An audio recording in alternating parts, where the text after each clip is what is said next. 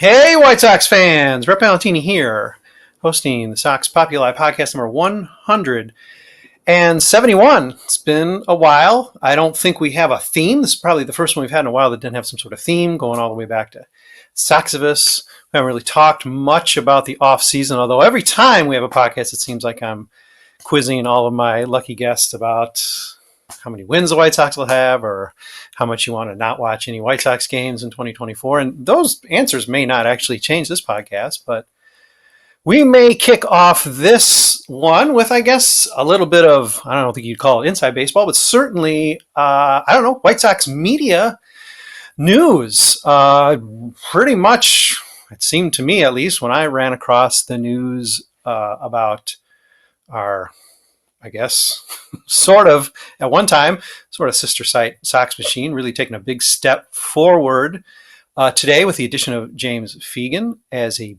beat writer, maybe even close to full time. Of course, anyone watching this is probably well aware of the fact that Sox Machine started up 20 odd years ago or so. For a while, took a pause as Jim Margulis came over to run Southside Sox for a time, even stretching longer than I have so far. I still haven't quite caught him. Don't know if I will. And then, of course, when I came along, went back and really put some extra muscle into Sox Machine. And that has really, really blossomed with today's news. And that is really no longer, if you would ever have considered Southside Sox and Sox Machine competitors, I guess you would to whatever degree, but I think today that is not necessarily the case any longer. I'm guessing the competitors, at least for that side, would be Chicago Sun-Times, Chicago Tribune, because at this point, it is probably, at least in White Sox terms, and those are the only terms you measure that site under, that's probably the preeminent White Sox site to go to. And so first off, cap tip there. Whenever this news happens, I want to be in the middle of it. I would have liked to be the person breaking news or being able to have some exciting development where Southside Sox was going to have a beat writer presence or take some major step forward with some sort of merger or prominence. So, of course, there's always a little bit of a bittersweet feeling when you have to look across the street and say, wow, that place over there, I'd really like to live there. But, listen, credit due for a guy who's run a site not even, I don't think, really ever, certainly not for a sustained period of time in the Chicago area. Not that that necessarily is a requirement, as some of us, maybe very close to this podcast, might know, outside of the Chicagoland area, leaving the site and then sort of coming back to it and really creating something that has become very, very powerful. A great voice.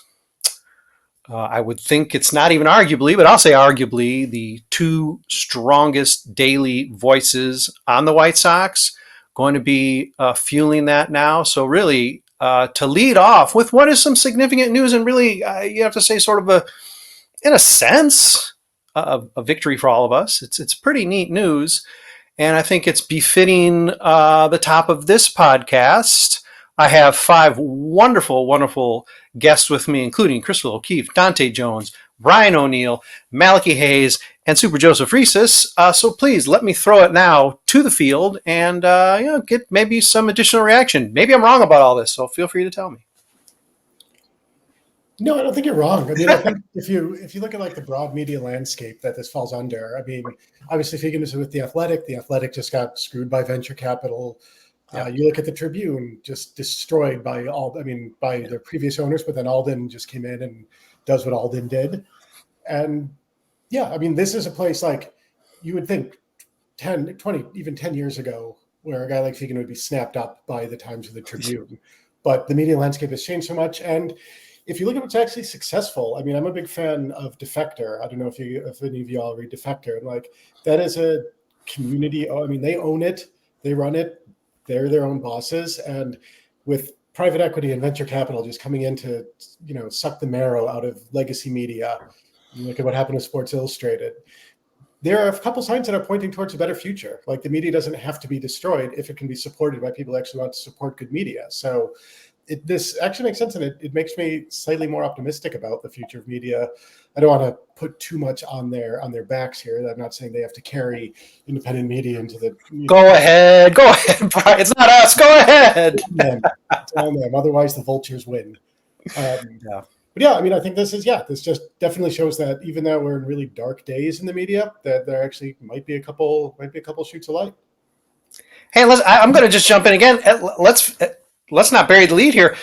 Chrystal, this hits close to home. Sort of decent news here, I guess, in the O'Keefe household. Oh, well, yeah. My husband has done a lot of work with Sox Machine and is good friends with those guys, and I've become great friends with Josh. I feel like I'm kind of the bridge to all of the media sites. I feel like I've got somebody on every side. I mean, I have Scott Merkin telling me to hit him up for tickets for next season. Okay. And we talk about concerts and the DMs. So as the bridge, I mean, I'm happy for James, and I feel like we're still all in this together because we're still all miserable because this team is so bad. So, yeah, again, I'm like, if they've got the means to go about that and bring in James, then that's great. I'm happy for them. And I don't know. But they're not the bad guys. They're really good dudes over there. So I'm happy that James was able to land in a good spot. Mm-hmm.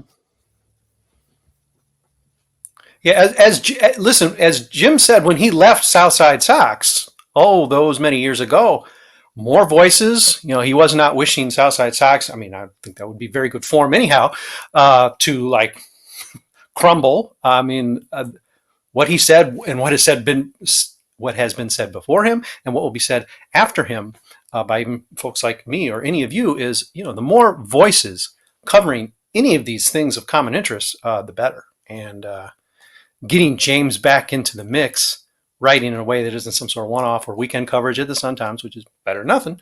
I mean, that can only be a good thing. Yeah, it's the classic, like, the more people, like, the more places you can work, the more people, like, the more you can work, the more places you can work, the more we can all eat, and we should all be supporting each other in this landscape, as long as we're not being horrible people. And from what I've seen, they're pretty good people, so I'm good with them, landing this spot. That's a really big get. Great for them. Happy for them. As long as they produce great content, then we all win at the end of the day. That being said, we want more people too. Oh yeah.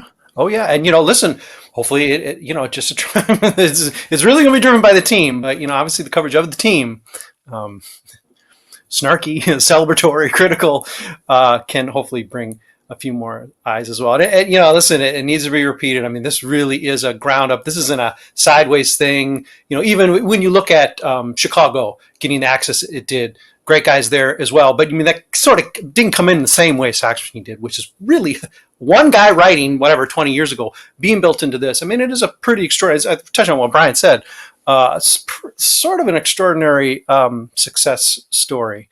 And I'm probably totally out of my quota of graciousness at this point. So I'm going to shut down and just let everybody else weigh in on the pretty cool news. But, or not. Whatever. One of the questions is, when does Major League Baseball catch up? Are the White Sox, and I don't know enough about other teams and how they handle alternative media, it feels like the White Sox might be behind, or is that normal? Is that our legacy ownership and, are they still mostly beholden to legacy media, or is that changing? The White Sox are behind. They have partners, but in our context, let's say, and I think it's something we've discussed among us staff at Southside Sox, they throw on a term accredited media. I don't know what it means. In the SB Nation universe, there are a number of other team sites that have the ability to cover games, have the ability that was just granted to Sox Machine, for example, or that we as the Sports Illustrated entity had in 2020. And others don't. Cubs don't. So, I mean, it's not as if this is some sort of weird, just Chicago, whatever thing. But, the White Sox are a little sticky. There's probably worse. but in a landscape where you would think, well, I mean, if anybody gets up to press row, you can look to the left, look to the right, and realize there's room. It's not a matter of there not being room. So they take a peculiar take, which again makes this somewhat surprising. Obviously, James Fegan is sort of the bridge to being for Sox Machine to be on the beat there, and I guess also expressing at least some semi-commitment to covering road, which can be an issue too. Beat writer just covering at home sort of isn't necessarily a true beat writer. But yeah, they're still a little sticky, and it's odd. And maybe this breaks down a couple other walls where there's just a little bit more open access. That's probably too big a hope, but I mean, wouldn't have expected this. Media on this, so might as well. Yeah, I mean, come on, don't blow it, Sox Machine. Come on. Yeah, absolutely. I mean, I'll weigh in a little bit, and I'll just say it's definitely a positive development. I'm very happy for James and all the folks over at Sox Machine. That's definitely great news. And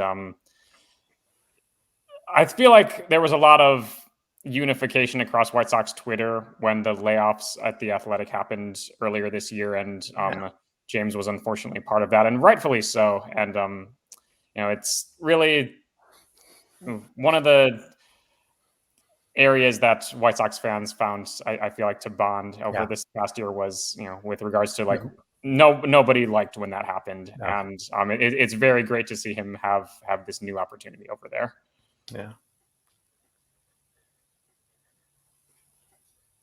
Yeah, to see the good guys, maybe get a win. Again, I would have loved the good guys, to be us. I would still love that. But I mean, to see talent rewarded. I mean, the idea, again, I think that Brian may have noted that James as a writer wasn't, and we don't, obviously we don't know what the situation was, but that he's not just transferred somewhere within the Athletic, given the demonstrable talent he has. It does make you scratch your head. And to what Joe said, I mean, that allowed it to be pretty much 100% just universal outrage, even despondency when in the context of the media view of just, how can this happen? Good people are supposed to keep getting to do the good work they're doing, especially when like the New York Times is, it really doesn't add up a whole lot. So to see this really sort of surprise twist, certainly to me a surprise. I don't know what all the rumblings were, but it's heartening, and plenty of time. It's not a mid-season thing or something where it's like, you spend the whole season, it's a lost season because you're just scrambling to get everything thrown together. Knowing Jim, this has been sort of methodically plotted. So, probably from opening day forward, it's going to be every bit what you'd expect from traditional media, and I'm going to guess a fair bit more. Because traditional media is sort of what landed us in this problem in the first place. So, really is sort of going to be one of the go-to sources for Sox information. And listen, hopefully, they can maybe lift, raise us all. I don't know what the phrasing is, but that wouldn't be a bad thing either. And who knows? There are many capable hands out there. Chicago White Sox. But great to see them sort of break the tape and get in there. Malachi, any thoughts? Not going to shove a mic in your face, but any thoughts on this? I think everyone said it pretty well already. I'm happy that I'll get to read him again on a regular basis. That was a travesty what happened over at the Athletic and their new evil overlord. So it's just good to have him back in the ecosystem a little bit. It's a better place with his coverage in it. So that's what I'm here for. All right. We could go on for hours or just another 15-minute segment about Sox Machine. That is 15 minutes more than we've probably ever spoken on Sox Machine. So thanks for the good initiative, Jim, Josh, James. Good trio over there. Certainly, obviously, if you're listening to us, chances are you at least stop by Sox Machine It's not a bad place to be. We'll take a break and then talk, I guess, a little bit about, I don't know, actual baseball developments. If there's something to talk about, I guess there is. We'll take a break, back in a minute, and we'll talk more about stuff. Hey, White Sox fans. My name is Brett Ballantini. I have 5 of my very favorite people in the entire world, and close to favorite house pet, at least one. Willow so far has been behaving, but I think that might be because Chrystal's really good with the cough button there. But we'll see. She may still decide to make herself heard before this podcast is out. All right, we spent the first half talking about some sort of exciting, as Brian said, optimistic, maybe even. Wow, I don't even know if I can wear that shirt, but yeah, maybe optimistic news about like baseball, sports, White Sox coverage. Pretty cool stuff. Or there at Sox Machine. But the reason I think ostensibly we're going to be talking in this podcast wasn't about some other baseball site. It's going to be about the Chicago White Sox and some of the things they've been doing. Busy Saturday, I believe, for Chris Getz. It seems like the offseason theme has been perhaps to the detriment of offense, to the detriment of maybe even pitching, has been defense. And I followed through with that and acquiring Dom Fletcher in sort of a little bit of an odd trade with Arizona, and then picking up sort of a interesting variety pack from Seattle in exchange for Gregory Santos, one of the few players we really sort of thought we knew we could count on, and I guess the de facto closer for the season. So now that position's been thrown up into the air. Reactions to, I guess, a very busy weekend for Chris Getz, and maybe even whether this is giving you more of an optimistic feeling, pessimistic feeling, or maybe just doesn't really change anything about how you feel because it's just sort of shuffling chairs on a ship that's already underwater. Thoughts, folks? Yeah, personally, I think, like you said, it's just shuffling chairs because, like, I was somebody that loved Gregory Santos when he was here. I was at first sad to see him go, and then took a few minutes to think about it. I was like, okay, I understand. Also, he should get a chance to shine on a team that, like, is it going to be at least closer to the playoffs than we are? Because I don't know if anybody else looked at the Picota standings or Picota, I don't know how to pronounce that. Yeah, I was going to say, technically, Dante, that's 29 other teams, but the spirit of what you said is acceptable. Yeah.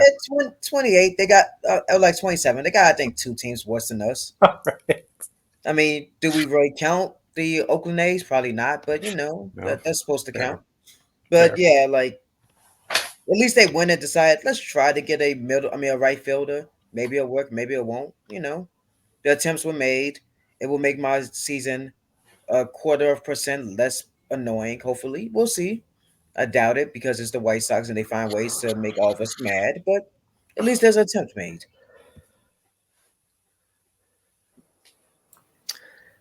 Yeah,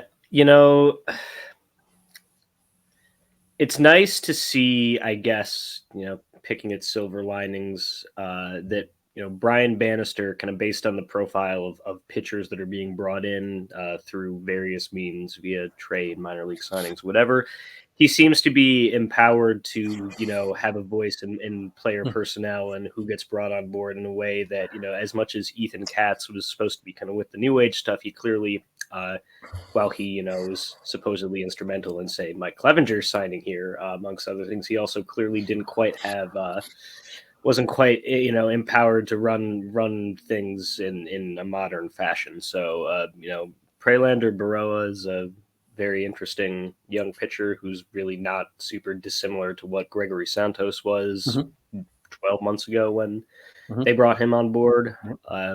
So, these are, it's assuming this is where we're going to be for the foreseeable future and having foreclosed any like big good news happening. It's like, hey, there's news. We can talk about it at least. So, I'm happy for the scraps at this point. We had a reason to get together. It's great to see you, Malachi. You had a reason to get together. I think the difference in standings, if Santos was the closer or if I was, is whatsoever. Like, don't sell yourself short, Brian. They're going to finish last. I'm barring some catastrophe for the other teams, but it doesn't matter right now. Having a good closer is not at all important to the White Sox at this point. I think Malachi said, if if Burrow turns out to be Gregory Santos, that's great. But I mean, I'm really interested that they actually picked up a draft pick. That is not something that they are known to do. And I know one draft pick in baseball doesn't really matter. I'm not even a big baseball draft guy just because it's such a crapshoot. But it's a different approach. And there are little glimmers, and Malachi hinted at that, Bannister and Garfield have different ways of doing things. I don't know how much of it is Getz and how much he's listening to the more experienced or smarter people around him. But I appreciate that it seems like they're taking a different approach. They're still playing with the nicety of we're not rebuilding, we're retooling. But I think the people behind the scenes know that that's the most polite fiction possible, and they're not actually at all playing that game with the trades they're making. So this is not like going to be a difference maker of a trade, but it also shows that they are not trying to just stay in place either. Scott Merkin is not a White Sox employee, although obviously he has a strange sort of bridge. He has a strange role, and I'm sure most readers or listeners will say, "Oh yeah, sure he is. He just spouts a line."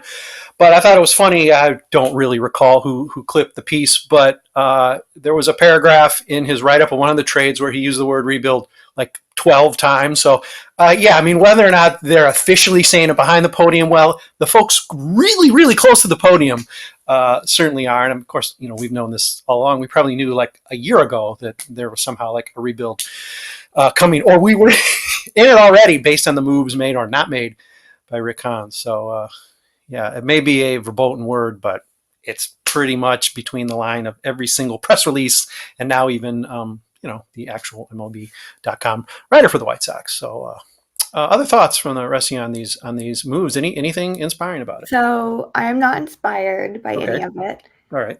I'm still kind of in that same boat. Although I will be in Seattle in May to see the Mariners. But also I am going to see the A's play twice, and that's sad because they might even be better than the White Sox this year.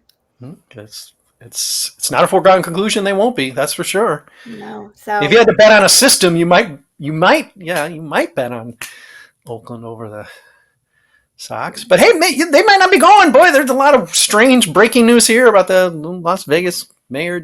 I mean, I guess you can't really turn the truck around. You can't turn the Titanic around at this point, but I don't know. The golf clap that has welcomed the Las Vegas A's is pretty entertaining. Yeah, I mean the port that the Titanic is headed to just said, "Can you not like?" Right. And so they're departing. They could just be playing on one of those plastic islands floating in the Pacific or what? Yeah. They're going to be on that door, and Rose is not going to let them in. They're all going to die in the ocean. Lame duck. Lame duck baseball franchise. Wow. I will say I'm not really inspired either by the trades, but I do think that they are both very slightly better than doing nothing, which is pleasant to see because a lot of times I haven't been able to say that lately about White Sox moves. Prelander Baroa is an interesting prospect, and I think he will definitely give them some quality innings this year, and obviously they need that very badly. And the other prospect coming along in that trade, Zach DeLoach, he showed some power in AAA this past year and was also able to have a high on-base percentage. So,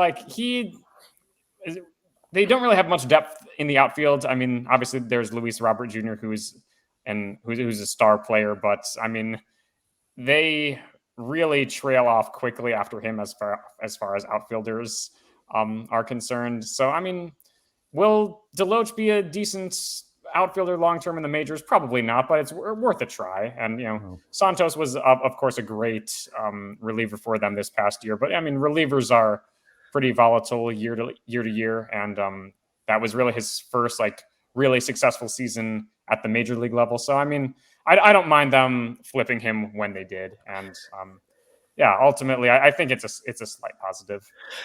I like when it's not a super hot take because I think it's a typical take, but it's like, well, those are like Pacific Coast League inflated numbers or whatever. And I get it. Those numbers are sort of somewhat mind boggling. Okay, I get it. They're been inflated, but like, we're the White Sox. We're really going to be picky about that. The guy hits 25 or whatever home, bring him to town, please. Like, we're going to be picky about it. One thing that strikes me about these Getz deals, and believe me, I think you're all aware of this, even maybe a few of you listeners out there, that I'm certainly not inclined to be, let's say, pro Chris Getz. But given the fact that one of our significant criticisms, I think I can say our significant criticisms of this move is sham process of hiring the GM, basically a Rick Hahn yes man getting the new job instead of being cleared out. There's certainly no clearing the deck here. Getz just sort of ascends, even though the company he worked for was going under. He still got the gig. Okay, but it does seem to me, in a couple ways, these trades sort of signaling at least a little bit of difference. Rick Hahn, Gregory Santos is not, equivalent, let's say, to Aaron Bummer, but Rick Hahn was more inclined to try to extend Aaron Bummer on the cheap, but extend him, which, good or bad move, that's the move he made. Getz may be saying, hey, I might try to sell high on a guy, given that bullpen arms can be volatile. Rick Hahn, we know he has done this. He's going to grab, and Adam Eaton, thinking he's going to grab some sort of weird lightning in a bottle with him in ref. He's going to jump the market to bring in a guy like that, or maybe even a redacted. The idea that Getz is, again, good or bad, definitely taking a little bit of a different approach. Maybe trying to bet on, or this can be Barfield's influence, bet on a guy like Fletcher to maybe really blossom. I think a little bit of what Malachi hammers in a number of podcasts is this team at some point, whether they're at the height of their playoffs, that brief time, or in the throes of another rebuild, they got to start rolling the dice on guys, like maybe a Fletcher, Deloach, whoever, who are really going to end up paying off big. And it's not to say that, these roles are going to really pay off big, but Adam Eaton was never going to pay off big. Lip service to signing big name guys and then not getting them isn't really going to turn out anything big. So I am maybe crediting in a very backhanded kind of way that Getz is doing it a little differently. I'm not getting excited about it, but it is different. And I'm not sure we were inclined to expect that. Yeah, he's approaching it like a farm director, which is, you can agree or disagree with the moves themselves or be mad that they're in this position where these are the moves they're making. But no, he's approaching it with the look of somebody who seems to have a philosophy. And even if that philosophy is, did they play for the Kansas City Royals or San Francisco Giants, I suppose it's still better than having no philosophy. And just to your point about the Deloach and the Pacific Coast League a moment ago, Deloach had a WRC plus, weighted runs created plus of 111 for AAA. I think it's Tacoma down there. So that's normalized by league. And the the Charlotte Knights did not have a player above 100.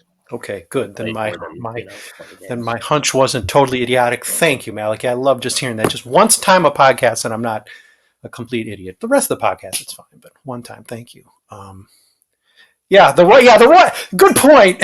You sort of cut me down there. The whole get Royals, that is sort of undermining this momentum I'm trying to build for Chris Getz, but noted. I agree though. They're doing something, which is, I think Joe said, they're doing a little bit more than nothing, which is not an inspiring slogan. It's not quite or anything, but it's better than we're doing nothing for this money. Like that's been a slogan for the last couple of years. So I don't know. Maybe I don't want to try to get ahead of things, but I don't know. There's part of me that's like, what if Getz is secretly smart? What if he's actually just been, I know, maybe not, but at least they're all right, fine, Chrystal, never mind. Yeah. But I mean, just the fact that they're willing to eat the cost of having to destroy all those pocket schedules that said White Sox Baseball 2024, we're doing nothing, and changing them to White Sox Baseball 2024, we're doing something. Hey, man, you don't expect Reinsdorf to do that. So No, there's a lot of new Gatorade. Don't do it. Don't do it. Don't get excited. Don't get Don't even drink- slightly. Don't believe in this team. It's been Why- poisoned. About Like- not believing in it, but maybe not totally not believing. Okay. It's one of those. At least they've attempted, and even if the attempt goes wrong, it's better than the usual do absolutely nothing or do way too much in some cases, and like overcorrect things that didn't need that much correction, like the Super Bullpen of 2022. That's a great point. Yeah, I just am excited to use that Bart Simpson meme where he's throwing the cake into the trash. At least you tried. Yeah, pretty much. It's one of my favorites. And Chrystal, I don't want to lobby you here, but given the fact that the old way of doing things, I get it. And Malachi already put in perspective, go get Royals. I've already changed my thought of what I said, just, I'm not clever enough to go back and edit it, but I've already changed my feeling. But, I mean, let's face it, if this was a Hahn team, we'd already have redacted on the team. Okay, so we have a 4A pitcher in his place, but that's better. We'd have Eaton on the team, Don Fletcher. Okay, that's better. So, I mean, yeah, this is a really trivial type of stuff to get excited about it, but we could be really sort of, well, I mean, I guess we still are angry, but angrier? It's either, bargain bin hunting or, again, just going for every person that has been associated with the Royals. So it's really equal because the Royals are trash as well. So it's just, my confidence is not high. Yeah, it's like polished turd versus regular turd. Yeah. Exactly. Both of them are still the same thing. I mean, Chrystal, I haven't changed my 107 losses. So, I mean, I haven't totally lost my head here. I'm just, looking for talking points like the excellent podcast host I am. And, maybe failing. I mean, is this better overall than if they were like, we're going to spend $80 million on somebody who was good in 2013? Like, they're not doing the normal thing. Yeah, we could have got Benintendi again. Again, all right. I'm throwing things out there. Like, it feels like they're not trying to make the big splashy move that's not actually splashy, but that they can sell as being like, look what we did. Now we've got another Alomar or whatever. I like that they fail at the splashy move so often. Now it's a victory that they don't even try to make the splashy move. But Brian, you're speaking the truth. That is what dumb teams do when they're trying to just send out a press release. It's actually been kind of optimistic that they're not just doing press releases. I don't know. I don't trust Getz, but I like Bannister and Barber. Well, Redacted hasn't signed yet, so let's just be careful. That splash could be out there. Personally, I would rather Redacted get sent to the Sun, but I think we all feel that way in this group. He was playing like the prison team baseball. Oh, he's getting there. Don't worry. He'll be there before his career's over. Don't send him to Japan. Just send him to prison. Yeah. At the end of the day, like.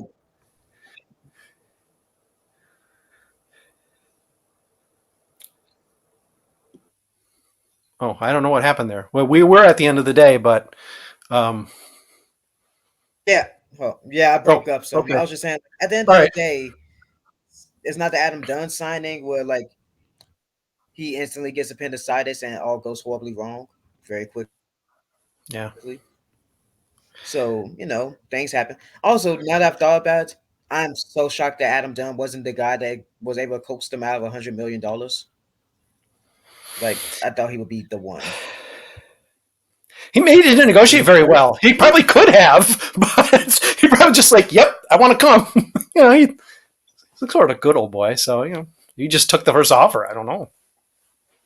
Didn't seem like a big holdout guy. He also thought he could hit the scoreboard with a home run. So, or the big, whatever, the Jumbotron, which, is, I don't know, 600 feet away or whatever it is. But, I got to look into what Papa Jones is doing there. He might be messing with your Wi-Fi connection there once he starts hearing. And we haven't talked any trash about the Cubs, so I mean, come on. Hey, that is funny. They just walked in a little while ago.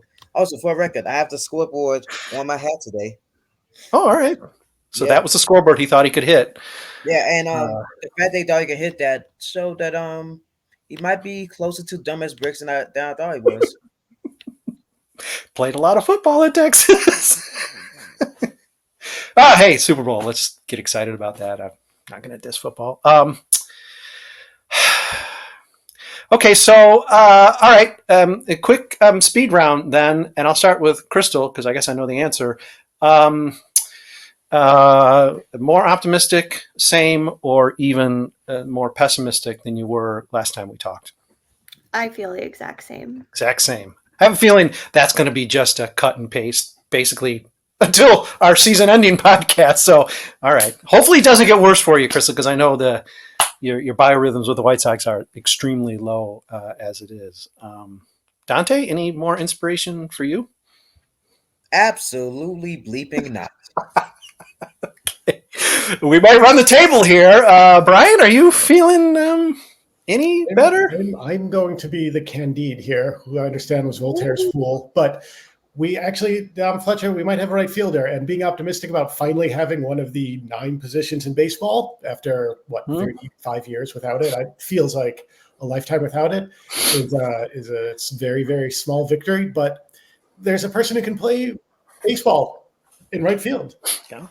That's fantastic. It's not really fantastic, but small steps. Brian, we remain White Sox fans. We are all Voltaire's fools, so don't get yourself there. That's 6 of us on screen right here. That's another slogan for the calendar. Yes. That's a freebie for you. Once again, White Sox, feel free to use it for the pocket schedule. Malachi, feeling any better? I mean, yeah, I'm feeling a little bit better in the same way that, like, there was once upon a time I was looking forward to getting to see, like, Ryan Cordell and Charlie Tilson just because they weren't Melky Cabrera. You know, I mean, Zach DeLoach is not Gavin Sheets, nor is Dominic Fletcher. So, you know, new faces, even though they may bring us the same fortunes, are, you know, better to be fresh and bad than stale and bad. Mm-hmm. So, and clip and save, because a year ago, in the case of both Malachi and Brian, when it came time to predict, now granted the team is vastly, well, maybe not that vastly different, but certainly vastly different than what we thought it would be going into last season, and both of them, among maybe a couple others, said, you know what, I want the team to do well. The positive outlier is that, you know, this could have been a 90-win team and a team that competes for the playoffs. So if there were 2 people on this panel who I'd say might be feeling, even if it's couched and all very relative the way Malachi just very well explained, it's going to be probably Brian and Malachi, because it's like, yeah, we are following this team. We would like to see something good happen, which is why we probably let off this podcast with, hey, one of us get to cover the goddamn team now. You know, we would just like a little bit more, and maybe some of it occasionally has a smile instead of straight face, or most likely cussing or frowning. So, you know, I'm waiting to see if either one of you decide to go over 500, but I don't think you're going to lose your head to that degree. Look, I derive joy out of watching the White Sox play baseball at a base level, and any joy that is dependent on them winning baseball games, I am making sure that's fulfilled elsewhere, because, you know, you might have issues if that's not the case. But Malachi Hayes with 165, I don't know. All right, on the high side. I'll probably be on the high side. Malachi Hayes with replacement level expectations, and you know, if that isn't going to be on all of our White Sox fandom tombstones, I don't know what is, because we've all lived through this. Some of you younger than me having a bigger percentage of your fandom stuck in this quicksand that is, I don't even know. Let's wait till next year, because I don't know if we ever end up having that hope at the end of the season. I'm not sure. Hey, wait. We do not say wait until next year. There's the South, right? Oh, no, trust me. I'm not playing that game, but I just got to make sure. That's I fine. The Cubs dad, but I got to say it every time I hear it. Yeah, I understand why the alarms would go off in your head. Dante, we are not lovable, even if at the moment we are losers. I'm kind of just cursing my husband for signing me up for this. Ooh, yeah. Yeah, fair. I could have just Yeah. given up on baseball entirely. Yeah. Well, just make sure you use it. As long as it still hurts, make sure you just get something out of the pain that he has inflicted on you by putting you in this position. But He did say he was going to get back into baseball this year, and I was like, well, I don't know what team you're going to be rooting for because it's looking bad. somewhere outside of Chicago. But yeah, he got the trip coming up, so that's not like you're going to become Oakland A's fans because let's face it, the merchandise is going to get stale. But hey, that's enjoying baseball. But at this point, it's sort of what you got to do because it's pretty hard to enjoy the White Sox. There can be no pain without love. No. White Sox 2024. The Sox are playing on my birthday, but it's they're playing against the Astros. So I was like, well, I don't want to go watch that blowout. And the Mets are just going to be in town a couple days later at Wrigley. So it got to the point where I was like, maybe I just go watch the Mets instead and enjoy my birthday. This is what you've done to us, White Sox, and we still give you free pocket schedule slogans. Okay, Joe Resis, are you going to make it 3 in a row? Are you feeling a little better or pretty much about the same?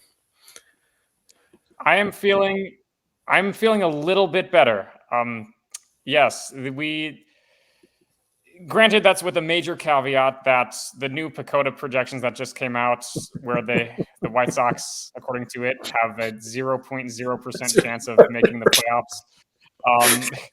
I don't think that's that far off. That's not good, Joe, right? I'm not a stats guy. That's not good, right? I mean, that's sort of bad, right? Yeah, I'd give him a 1% chance, I think, in a league where 40% of the teams make the playoffs. I do feel a little bit better. Yeah, so as far as the right field issues that they've had, they had one fluky good year with Avisail Garcia in 2017. Before that, I think you'd have to go back to Jermaine Dye for the last time they had like an above average season from a right fielder. Mm-hmm. And yeah, not even COVID in the fluky sort of like COVID year did they have an above average right fielder, because that was Nomar Mazara, who was just not good for them. And I'm excited to see them actually making a serious attempt to address that position with sort of the limited resources that they have available. And I think they're gradually trending in the right direction, although they still, of course, have a really, really long way to go. Joe Resis, much closer to Las Vegas than he used to be, is going to go. He's going to motor there and plunk down one of them silver dollars on the White Sox chances of making the playoffs, and he's going to be rich. He's going to buy Side Sox, and he's going to get us on the press row. This is all going to happen in 1 year. I'm just giving away the predictions. It's not in the prediction podcast yet. And also, by the way, Joe, Rick Hahn will be in touch with you directly to scold you for your Adam Eaton erasure. However, point still stands. Point still stands. I'm the last person to defend Adam Eaton, and look, I just defended Adam Eaton. This is what this team has done to me. It has battered me into defending Adam Eaton. Well, I don't know when we're all going to get together again. We will have, I'm sure, some sort of trivial reason to get together. I don't know what it'll be. We do have our predictions podcast coming up, but that's like a month or two. We'll probably do a podcast for the White Sox Hall of Fame. We're not quite doing that yet. I want to have the prospect voting wind down. Once that's done, it's coming soon. Once that's done, when I don't have too many votes competing. So we'll do a White Sox Hall of Fame. Some of you might even be your first chances at voting at that thing. We pretty much sort of took a year off of that, but we'll try and trot out some fun sorts of things to do. And it's worth reminding in context with how we let off this podcast and how great some other White Sox site is. And listen, again, kudos to them for really breaking that, glass press box, whatever it is, to get in there and do some coverage, and let's hope it works out. It does seem like it's certainly not a foregone conclusion. Not even a foregone conclusion the White Sox won't end up going back on their word.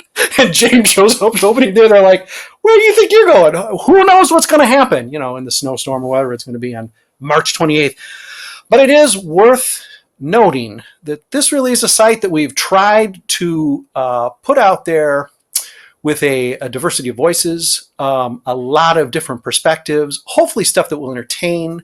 We try to have fun. It's been pretty hard, but we seem to still laugh through some of these tears, as evidence even in this podcast, certainly the second half, where we actually have to talk about the Chicago White Sox. We're going to continue to do that. There's a lot of other places you can go and enjoy White Sox information. I hope this one at Southside Sox is one you always consider to be unique and familiar, maybe even familial. That's been the goal of me, and I think all of us here, speaking of those who are not even on this podcast and who have come and gone even from the site. There's definitely a long list of names there as well.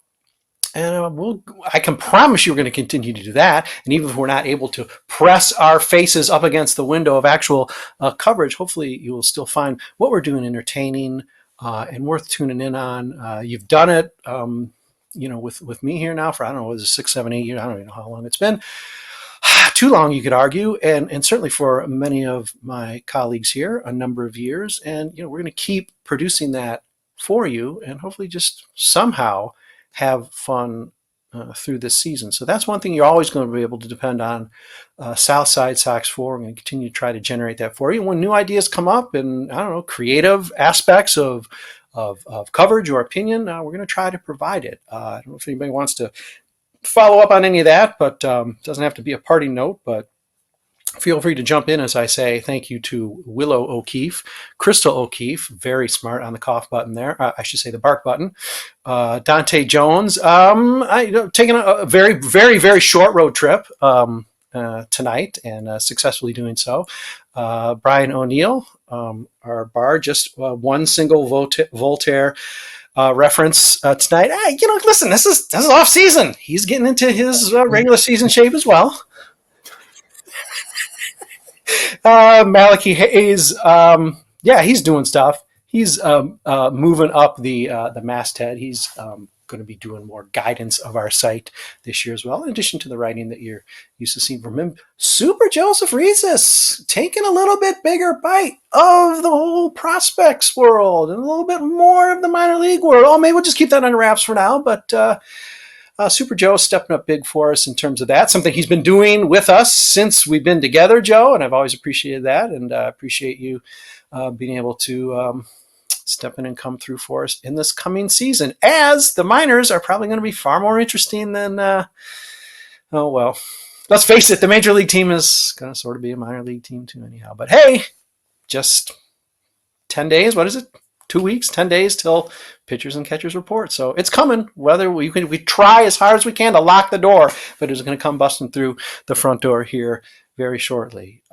Chrystal, Dante, Brian, Willow, Malachi, Joe, thank you for being with me. We'll have another podcast sometime soon. Thanks for being with us, everybody. And let's celebrate the victory for the White Sox blog world that we've gotten today. And we'll continue to provide you some really terrific coverage on our own end. And we will try to do the best we can for you in that endeavor. And we will catch you for podcast, 172, before opening day, sometime between now and opening day.